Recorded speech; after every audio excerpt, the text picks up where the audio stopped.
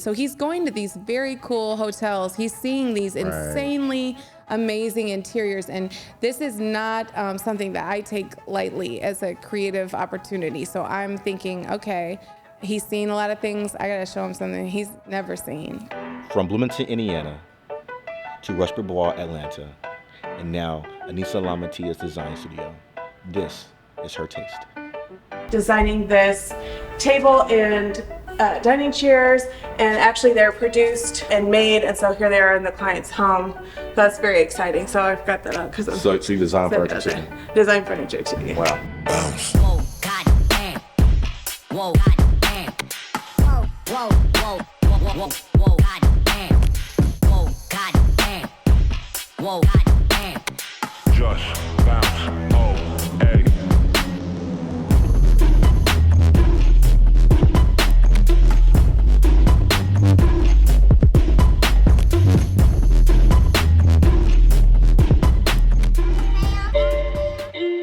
Welcome to a new episode of Taste. We are here with a special guest, one of my favorite people right now, one of the best designers in Atlanta, Georgia, in the United States, and maybe even the world. She's one of the top designers, one of the most favorite designers. She's getting all the stars, the celebrities, your favorite stars and celebrities, all of whoever. She's getting everybody. Annyssa Lamantia. How are you doing? You're gonna make me blush. She is from Bloomington, Indiana. Yes, I am. She's been in Atlanta now, what, 12 years? So 2010, so I guess we're up about 14 now. Wow. Recently, you were featured in Architectural Digest because you were the head designer of Lil Baby's new house here in Atlanta, Georgia. It's gotten a lot of publicity. Matter of fact, I can't remember the last time someone, like the energy of someone getting the type of publicity when it came to AD. But before we go there, before we get into the details, let's just talk about your background a little bit. I know you're from Bloomington, Indiana, but tell us like how you got into design. Like when did you know that you had something different and that's where you want to go? Bloomington, Indiana is a wonderful place to be born and raised. This time in life where there were no phones, and you could just use your imagination and create things. And it was just a very wonderful space cultivating kind of who I am now, really. So when I got to college, I thought I've got to be a creative person, like officially, and what career path could really do that. And so interior design stuck out for me because I felt like it was an umbrella. It was like a large. It would encompass anything I wanted to do in the art world, and that ended up being definitely the right choice. We're here in Atlanta. And we're in a city where a lot of times you meet people who say, well, I do this, I'm a designer, or whatever the case is. Do you have to go to school to be a designer? Or is there like a certification? Or is it just, hey, if you have good taste, you have good taste and go for it? I love this question, and I'll say it kind of in a very simple way. The state of Georgia does not require you to have to take the NCIDQ, which is like kind of the bar for interior designers. So anyone can call themselves an interior designer. But there is a difference in my mind that's very distinct with people who went to school for that, like myself, or people who have taken it on as maybe a second career or something, which, by the way, I know very successful designers that did not go to school for design. But I do encourage people to get training. They're decorators, which are people who are more focused on like accessorizing and kind of, maybe staging tables and kind of putting out towels and things like that. And then you have designers that use programs like AutoCAD, and you can do 3D rendering, and it's more advanced, and you can talk to general contractors. So there's a spectrum, I would say. Okay. Yeah. Anyone can call themselves an interior designer in Georgia. Okay. We're like weeding through all of these different new products, trying to decide which ones we want to keep and use for our clients. And so I was sorting through that right now. We have suppliers and vendors that reach out to us. They want us to specify their materials on jobs, and they send us materials. And so we have to sort through it and determine like if the product is one that we would use, and if so, what colorways we would show. Wow. So what's trending. So you can see gray's still trending, but the trends are actually going into like more neutral, softer whites now, and we probably won't keep all of these grays. That's phasing out, but that's what was said to us. So we're just sorting through it. Nice. So you finish IU, and then some way you find your way to Atlanta. How, of all the cities to go to, how did that happen? I came to visit a couple of friends of mine who had moved down here right after school. Somewhere in the midst of that trip, I audibly heard God say, like, Annysa, move to Atlanta. I turned to my friend, I said, I'm gonna move to Atlanta. And I said, great. So I did. So did you have anything lined up when you came here? The process was, I got the download, I got the move to Atlanta, like, okay, I got it. And it was the recession, so it was just like not the time to be in the interior design field, to be very honest with you. I only had a few interviews, and I came down, I did the interviews, they did not go well. So when I thought, well, what am I gonna do? Because I'm supposed to live here, I heard that, and then I gotta have something to do here. So I called IKEA, and the phone was busy, and I thought, well, if I can just get a job at IKEA, I'll just figure it out later. Maybe I'll be a server, maybe I'll, something. I'm supposed to be in Atlanta. So I call again, the phone's busy again. I call again, the phone's busy again. I thought, this is a joke. This is a sick joke, so I'm down in Atlanta. I'm here to interview. I don't have anywhere to go. And I'm frustrated because IKEA's phone line is busy. And, and I'm thinking, what is this all about? So I got so frustrated that I went to the other end of the spectrum, and I remember going to the computer and Googling the most expensive furniture store in Atlanta, Georgia, and Rush Bois came up. Okay. So I go to their website and I'm looking, I was like, gorgeous, beautiful, amazing. Oh my God, I'm just gonna throw this up to see if it goes in the basket. So I called and I said, I'm moving to Atlanta, I'm an interior designer, and I love your brand, and I had done some research quickly, and I told them what I liked. Can I come in and apply? And the woman on the phone, she said, well, we actually are interviewing. Can you come in, the following day or something? And I did, and I got the job. Wow. So that's how that happened. Right. So I just share this story, and it's very personal to me, but I want everyone to go to that end of the spectrum. So how long were you at Rush Bois for? 7 years, and I ended up being the general manager a few years into being there. Really? In my 20s, yeah. So were you designing for people while you was working there? And if you were, like, how and when did that start? Well, I can talk about this now because I'm far removed. I had a good situation going.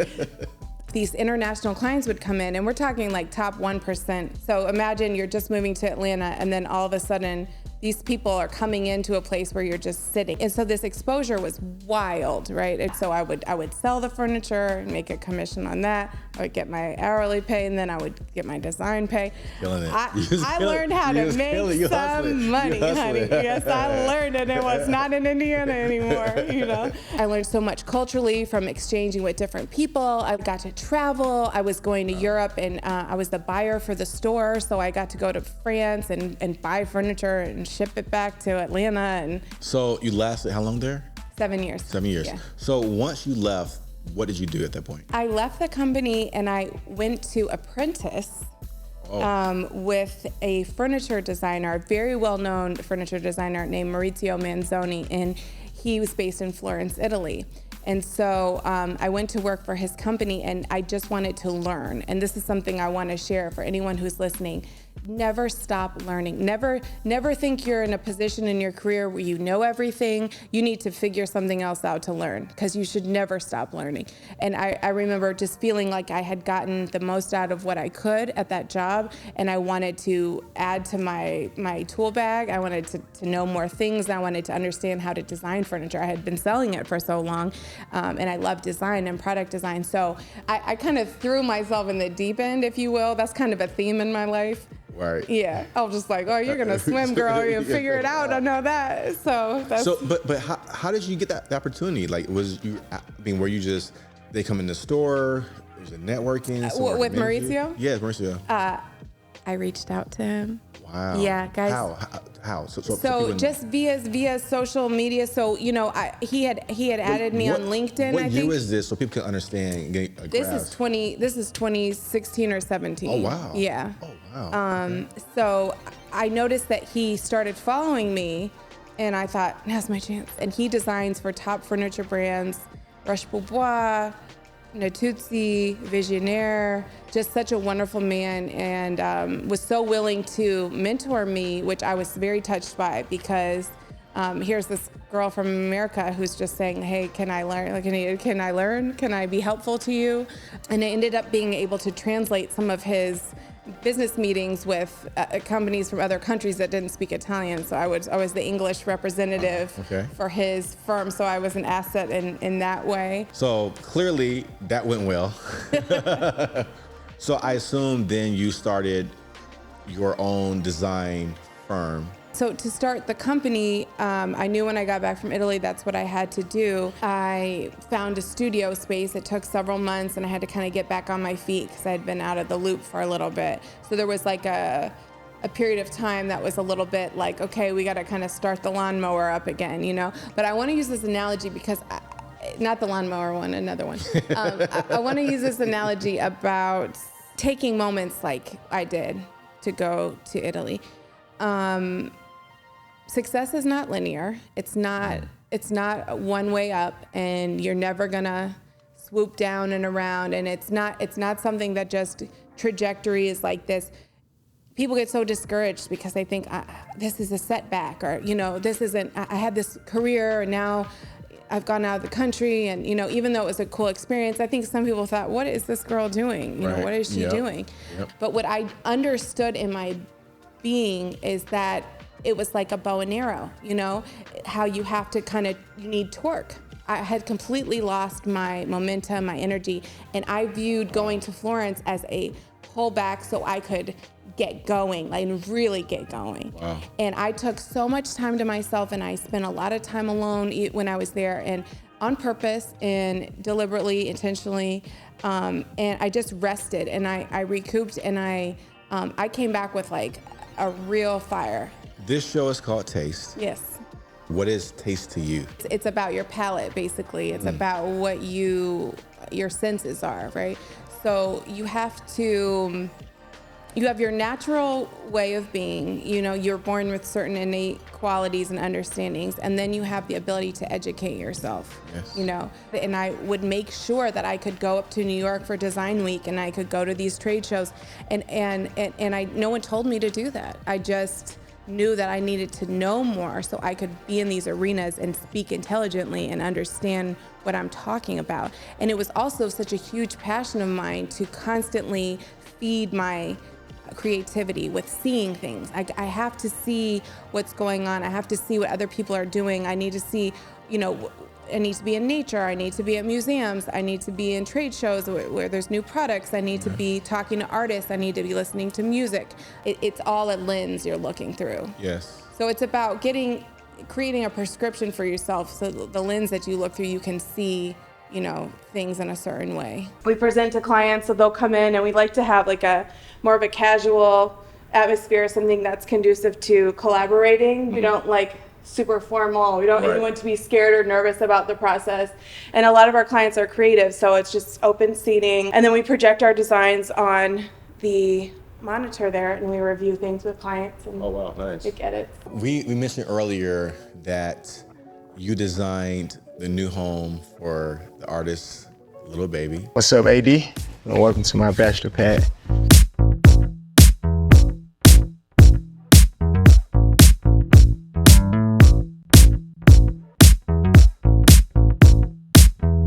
Clearly, someone reaches out to you for his home, Lil Baby's home. Just tell us about the process. Was the house brand new?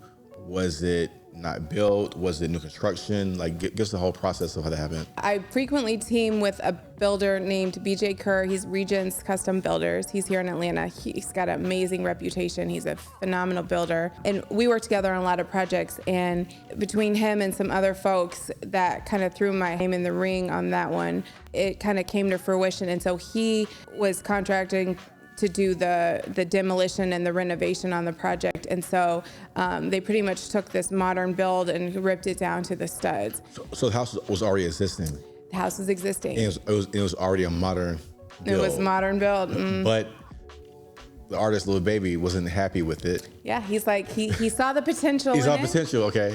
He's a visionary, and he saw the potential, and he's like, yeah, this could be something great. So BJ got brought on, I got brought on. We kind of knew some of his goals and intentions for like the different functions in the rooms.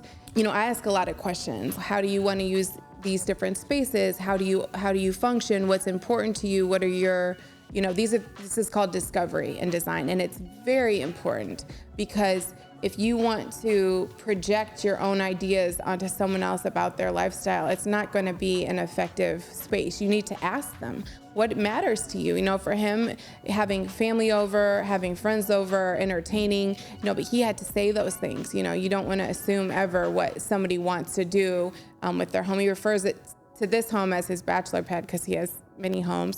I figured that when I saw it. I figured that, Yeah. right. So there were several things that were inserted in that conversation. So I had a very clear understanding. You know, this is somebody who travels. He's in a different country constantly. So he's going to these very cool hotels. He's seeing these insanely amazing interiors. So I'm thinking, okay, he's seen a lot of things. I got to show him something he's never seen, you know? And so that was sort of the root of what was behind a lot of my ideas. Right. What was the condition of the home when you first went there, and what was his original idea, and how did you, I guess, attack it? At the time I was brought in, I think some demo had already started, but I knew what his issues and concerns were with the original layout, and so we just kind of hopped in. Which were what? You know, the flow of it, like you would go into the bedroom, for example, and we call it, you know, the primary wing, which is the bathroom, the bedroom. And there were two closets that made this very narrow channel, for example, as you're walking in the bedroom. And it was such a huge room, but as you went in, it just felt very tight. And he wanted to like blow out one of the closets and make it that seating area. So it was this very cool seating lounge area in his room as a result of like removing one of the closets. And we repurposed another area in the room to be the clothing closet. And then we made a shoe closet, which we put glass doors on, and it kind of became an art gallery. So as you're doing these designs, you have to think about the experience of the person in the space. What does it feel like when I walk into my room? What am I seeing? What are other people seeing that may be with me? What do I feel? What does it make them feel?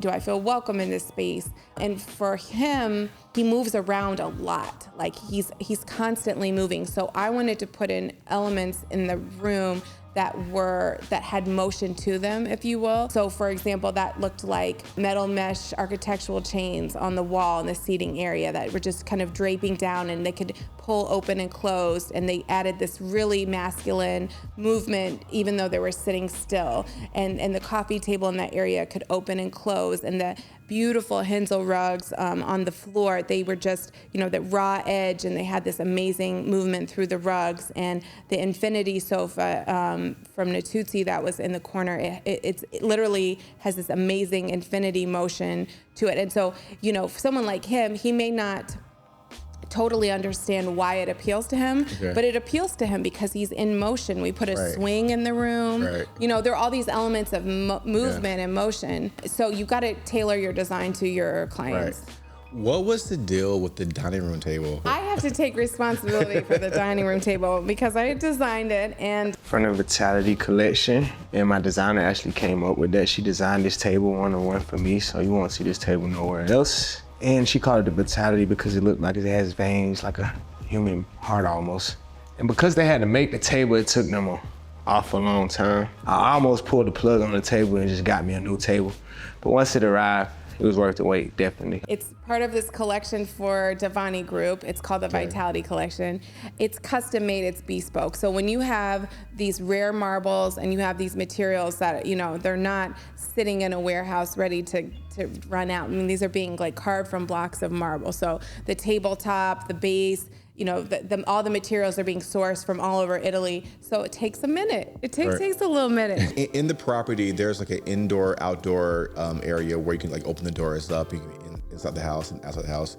Was that already there, or did you guys add that on? We added that on. You added it on? Yeah. Who idea was that? Was it his or yours? Yeah, he wanted it. You know what, indoor-outdoor feel. I think the contractor BJ has a little bit something to do with that. But it's so cool when the wall opens out. You know, this is somebody who's in California quite a bit. Those type of doors are very, very popular out there. The one thing that's interesting when you're servicing clients is separating your personal taste from your client's taste. Did he have his own taste, or was he open to allowing you to come in and brought your taste and take his input and make it one whole?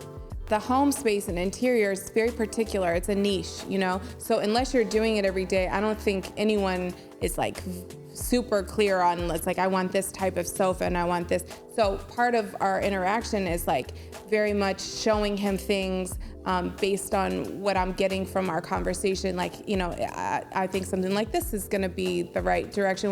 Do you like this? Are you responding to this? And he's very clear. He's very clear. Then we render the space. It's like, what do you like this? Does this work for you? He would give a little bit of feedback, but more or less would go with it. And so we had a really good synergy going on, and he was really involved, and he has amazing taste, and I was super happy with it, enough to let Arc Digest come through, which was amazing. How heavily involved was he in the design?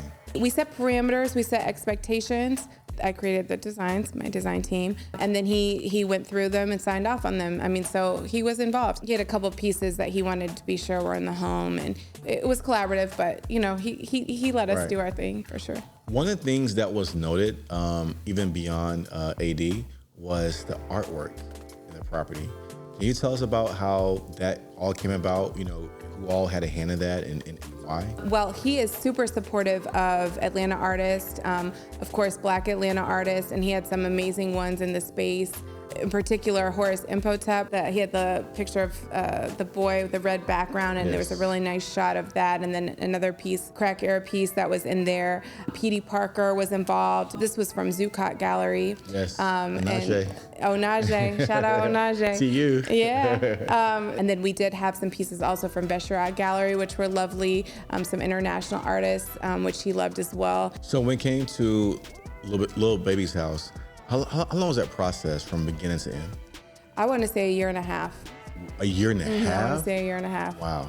Patience is part of the process. You have to have time to let the designer understand fully what needs to happen, assess the space, do the proper surveying, ask the right questions, and then you need a time to conceptualize like what the design is going to look like. So if you wait till you buy the house, you're ready to move in to call the designer, that's too late. You know, Wow. It's just, you know, it can be done certainly, but you're not going to have the same result. It's not going to happen. Was the house brand new, or was it renovated? Like what was? It had been newly built maybe a few years prior, Okay. But just not to the, it wasn't a custom build for my client. Did you need to partner with anyone in the property, or was it all your brainchild? In terms of design, it's a huge team effort. I mean, huge. I wouldn't, and that's the thing about, you know, Architectural Digest and my name being on everything. It's beautiful and amazing, and my design team did the project. But there were other super influential people. I mentioned BJ Kerr with Regents. Kristen Lawson, who's the state manager, incredibly impactful on the project, as she did a tremendous amount with landscaping and just facilitating a lot of the logistics things. All of the subcontractors, everyone doing the labor. I mean, we had incredibly challenging things that, you know, because I came up with this tub that weighed 2,500 pounds and I made it out of a solid block of marble and shipped it out from overseas, you know, and then we go to put it in the bathroom. It's like, oh yeah, maybe the floor can't hold that plus 4,000 pounds of water inside of it. Right. So we had to get this amazing contractor who specialized, Khalil Davis, who specializes in this type of work, where he was able to go under the home, reinforce the flooring so that the tub didn't crash through the floor. I mean, these are things that, like, you know, you don't see tubs like that a lot, and that's why. Tell me how you feel when you hear that AD, Architectural Digest, is going to do a tour of his home. Dream come true, man. Right. Dream come true. Yeah. Was it the first time that's happened for you? Yeah. It is. First time? Did they do the tour? Like, do they tell you? Do you know what? Are you there? Do you see it when we all see it? Like, what's that process? Very involved, very involved. They have an amazing team and crew. I mean, just what you think it would be, it is. It was really smooth, the process. They flew in a bunch of camera people from New York, which was really cool. And it was an all-day process to shoot. It's amazing. It's amazing. Yeah. And I was so proud of him. He did such a great job. Like, Marina, you're letting people in your home. It's personal. I don't think, that was very generous of him to do that and to show people how he lives. They get to see a different side of him. It went very swiftly. It was smooth. And then I think about a month later, it came out. The city decided to celebrate you and have this big party right after it was released. How did you feel in the moment when you're seeing your work, you're seeing the amount of time you put in, and you're this young lady from Bloomington, Indiana? Your heart just soars. You're just like over the moon. I mean, that's really the way I can think about it. You feel so supported by your community, and you could just see everybody associating with this. It was a lot of hard work, and it's amazing to feel that personally. The city of Atlanta was just so excited about this and showed me so much love. And one person in particular, Elaine DeLeo, who is the co-founder of Atlanta Design Festival. She's a dear friend of mine. She made this speech about, when you're in Architectural Digest, you've arrived. And she just did this amazing speech for the city of Atlanta, because that is, if you know anything about the Atlanta Design Festival, I mean, for 15, 16 years, they've been doing contemporary home tours every year and putting Atlanta on the map with design. I mean, she is a phenomenal powerhouse of a woman. If you could say anything to any young designer, no matter what age they are, whether they're in elementary or college or even in a career, they want to change their career into interior design, what advice would you or could you give them? There are many different elements and aspects to the career, to the field. So just know that it looks different for everybody. So there's not one thing that you have to aspire to. There's not one thing. Just be authentic to yourself in the path that you want to choose. Do your research and be so open to learning and expose yourself to many different styles so you can see what resonates with you. I have a history of taking on interns, design interns for 10 weeks at a time. And, as people work for me, they realize, oh, maybe I want to work for a bigger design firm. Maybe I want to work for a corporate design firm. I love this boutique size firm Annysa has right now. So you need to try a lot of things. That's how you develop taste. That's how you have an acquired taste, right? I would encourage you to ask questions, offer to have coffees with maybe someone that you would love to have mentor you, offer value to them. How can I add value to your business and learn from you? I admire what you do. Don't be afraid to reach out and not ask for anything, but just say, hey, I love what you're doing. You don't know what doors you're opening. You don't know what tones you're setting with people. And you can never know enough people in this industry. So just know that people remember how you make them feel. That's kind of one of the biggest things that I can tell you. As you're interacting with people at any level, they'll remember you and that exchange that you had. So if someone seems insignificant to you, or maybe they're not the top designer you want to be in front of and impress, none of that's up to you. Just be a good person. Right. Be a good person, be authentic, make the connections, leave a good impression, be professional. Your name is your calling card. And, educate yourself. Education. Yes. Well, we have just finished another interview, another session of Taste with Annyssa Lamantia. She gave us a lot of knowledge, a lot of information. Thank you for being here today, and we really enjoyed your taste. I appreciate you. Thank you for having me. It's amazing to be here. Thank you. Wow. Bounce. Whoa, goddamn. Whoa, goddamn. Whoa, whoa, whoa, whoa, whoa, whoa, goddamn. Whoa, goddamn. Whoa, goddamn.